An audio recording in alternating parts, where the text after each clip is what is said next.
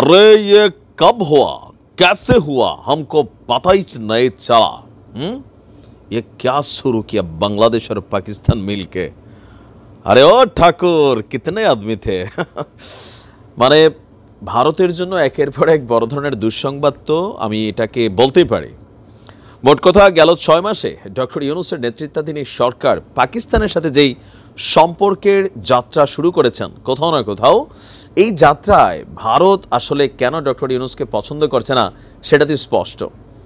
চাল আসলো, ডাল আসলো, বিভিন্ন জিনিস আসলো। এবার পাকিস্তান সেনাবাহিনীর এবং বাংলাদেশ সেনাবাহিনীর উচ্চ পর্যায়ের প্রতিনিধিদের মধ্যে যে বৈঠক হয়েছে, সেই বৈঠকের পর মেশিনারিজ আসতেই পারে।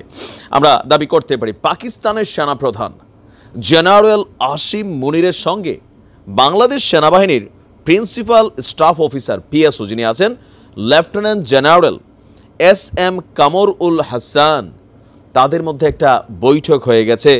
আর পাকিস্তানের আইএসপিআর কর্তৃক এই ছবিটি প্রকাশিত হবার পরই এটা নিয়ে শুরু হয়েছে তোলপাড়। বেসিক্যালি বাংলাদেশের সাথে সামরিক সম্পর্ককে শক্তিশালী করতে চায় পাকিস্তান।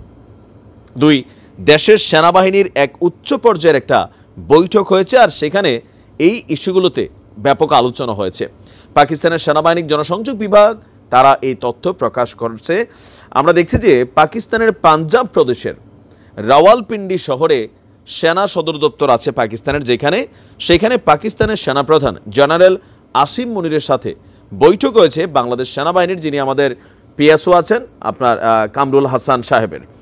আইএসপিআর বিবৃতি অনুসারে পাকিস্তানের সাথে বাংলাদেশের ওই বৈঠকে উভয় কর্মকর্তা এই মর্মে একমত হয়েছে, বাংলাদেশ এবং পাকিস্তান কর্মকর্তা না, এটা দুইটা দেশের ইস্যু এখানে কানেক্টেড, যে বাংলাদেশ এবং পাকিস্তান ভাতৃপ্রতিম দেশ। 1971 সালে আমাদেরকে ভালোই মারা দিয়েছিল, এখন তারা লাইনে আসার চেষ্টা করছে, তবে মাফ কিন্তু চাহে নাই।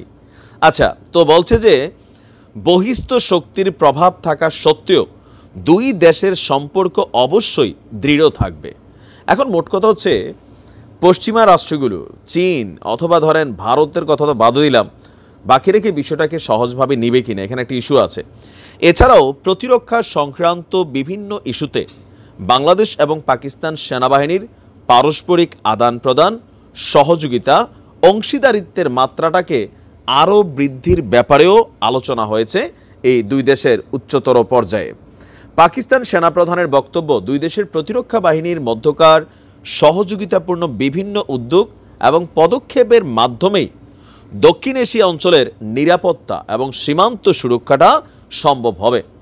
পাকিস্তান ও বাংলাদেশের বন্ধুত্ব এবং অংশীদারিত্বপূর্ণ যে সম্পর্ক আছে, আপনার এই সম্পর্ক উপমহাদেশের বিভিন্ন সীমান্ত যেগুলো আছে সেগুলো সুরক্ষিত রাখার জন্য খুবই কার্যকর ভূমিকা পালন করবে। সীমান্ত যতবার আসে ভারতের ততবার হালকা হালকা চিপ মারে সম্ভবত।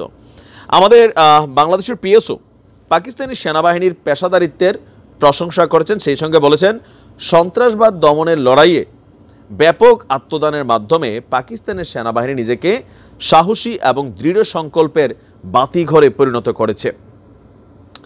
ভারতের প্রতি বন্ধুত্বপূর্ণ হওয়ার কারণে আওয়ামী লীগ সরকারের শাসনামলে গত 15 বছর পাকিস্তানের সাথে বাংলাদেশের কূটনৈতিক সম্পর্ক একদম সর্বনিম্নে ছিল। দুই দেশের সেনাবাহিনীর মধ্যেও এটার প্রভাব ছিল। তো এরপর আওয়ামী লীগ সরকার পতনের পর আপনার অন্তর্বর্তী সরকার গঠনের পর থেকেই পাকিস্তানের সাথে বাংলাদেশের সখ্যতা বৃদ্ধি পেয়েছে, কূটনৈতিক সম্পর্ক জোরদারের আমরা দেখছি প্রক্রিয়া। ইতিমধ্যে পাকিস্তানের প্রধানমন্ত্রী শাহবাজ শরীফ ডক্টর ইউনূস কয়েকবার বৈঠক করেছেন।